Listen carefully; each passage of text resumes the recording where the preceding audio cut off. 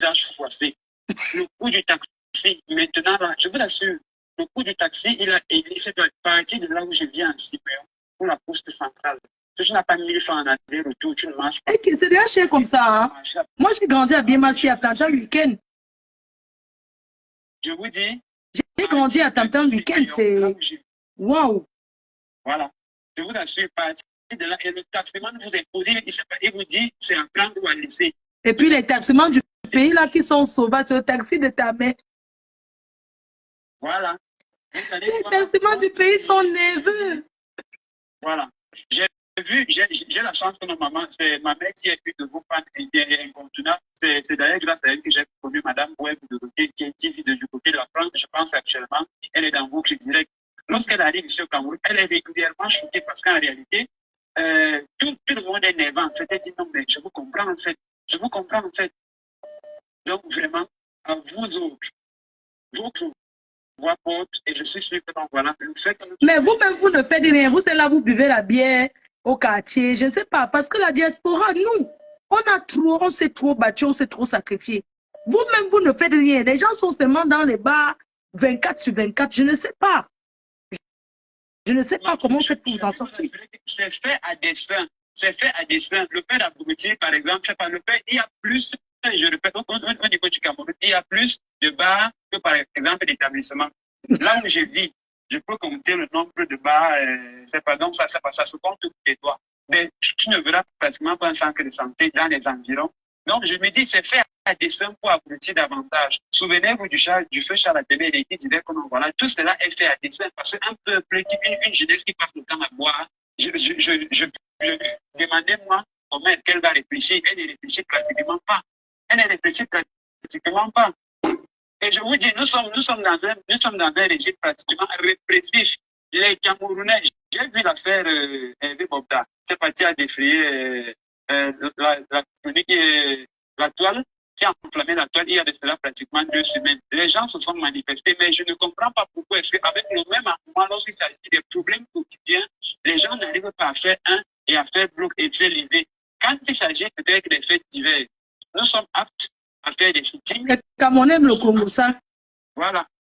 Nous sommes aptes à faire des concours. Ça, quand on va dire oui, quand il y a clash entre Mapou et peut-être X, c'est pas vos amis hier à moi.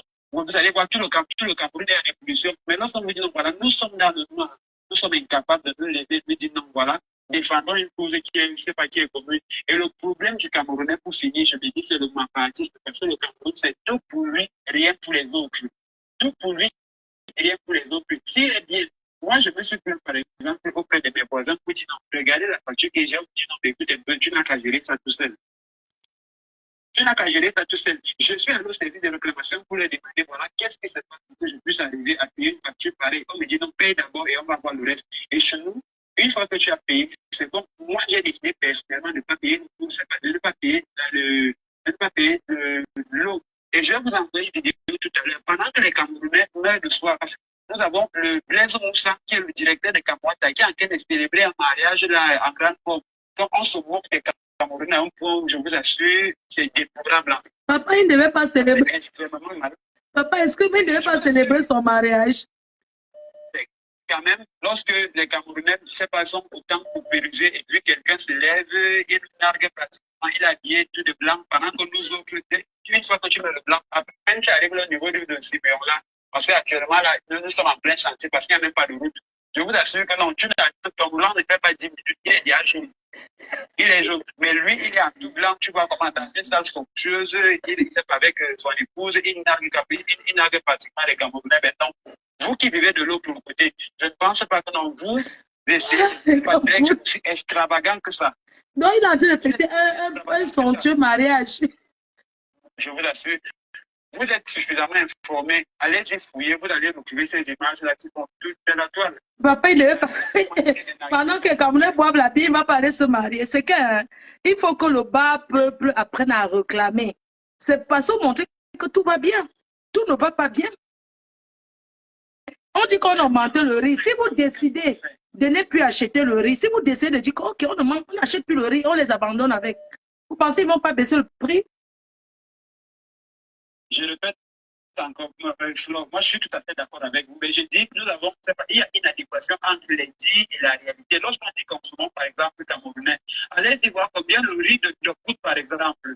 Le riz de nos coûte est extrêmement cher. Nous avons par exemple, moi je me suis retrouvé en train de dire que tu te jettes un peu dans l'agriculture et puis quand tu arrives, je t'assure que non, voilà, on te met d'abord les bâtons dans les roues. Pour avoir une subvention, on va te dire, écoute, propose 1 million sur la table. Parce que il y a ce fait-là. Allez-y voir comment est-ce que les Gabonais viennent prendre à manger chez nous et puis ils amènent ça chez eux. Maintenant, nous, on se retrouve dans la famine, on se retrouve en a faim et vous assurez que nous ne pouvons plus manger au Cameroun. Dieu seul sait. Même Dieu, même si c'est que nous avons amené, lorsque nous les Camerounais, je ne sais pas, nous élevons nos prières, j'ai l'impression qu'il tourne pratiquement le dos parce que j'ai l'impression qu'il est fatigué de nous déjà. Il est fatigué de nous. Il nous a tout donné, mais en réalité, on n'arrive pas véritablement à prendre conscience des richesses qui sont les nôtres. Pensez que non, voilà, nous ne voulons pas, nous sommes fiers de subir, ce calvaire-là. Non, nous ne sommes pas fiers du tout. Mais c'est que non, voilà, on nous a formaté ici pour dire non, voilà, la souffrance est normale et puis ne criez pas. Parce que si vous criez, on va vous aiguiller. Tout simplement, les exemples sont légion. Les exemples sont légion. Allez-y dire là que non, voilà, j'ai peut-être une information par rapport à ce qui se passe dans la zone chrysogène. Je peux vous assurer que non, on va vous mettre d'abord en cellule pour avoir une information. Dans le pire des cas, si elle est vraie, vous allez se dire, comment on dit au Cameroun, vous allez lire. Alors que chez vous, lorsque quelqu'un dit avec une information, on exploite et puis on t'encadre. Mais chez nous, ce n'est pas ça en fait. Donc, il faut repenser pratiquement, comment dire, il faut refonder la mentalité camerounaise. Et j'ai changé encore avec ma mère un peu plus tôt la journée qui me disait que non, voilà, vraiment, pour que le Cameroun avance, il faudrait que non, voilà, tous ces beaux mondes qui nous dirigent, là, qu'on les mette à l'écart et qu'on reparte sur de belles bases. Donc, merci de nous prêter votre tribune. Merci beaucoup. Pour exprimer notre ressenti. Nous sommes mal dans nos péchés, mais malheureusement, nous ne pouvons rien. Nous nous retournons vers Dieu, qu'il nous aide à faire le reste et on verra bien. Et j'invite nos dirigeants qu'ils écoutent et regardent ce qui se passe tout autour. Et je voudrais pour finir définitivement appeler le football un fédérateur. Par le football, les gens sont retrouvés. Il y a des pays qui sont retrouvés. Il y a des pays qui étaient en guerre qui sont réconciliés. Mais je vois nos lions qui passent au temps à courir derrière les boules d'air. Ils regardent ce que les Congolais ont fait. Je pense que non. Voilà. C'est ce qui se passe autour de nous. C'est vrai nous interpeller et amener nos dirigeants à prendre véritablement conscience. Nous avons aussi grand bonheur comme eux. Merci bien. Merci infiniment. Maman, l'école est bien. Les Camerounais vont à l'école. Allô? Merci infiniment. Allô? Allô? Oui, bonsoir ma grande.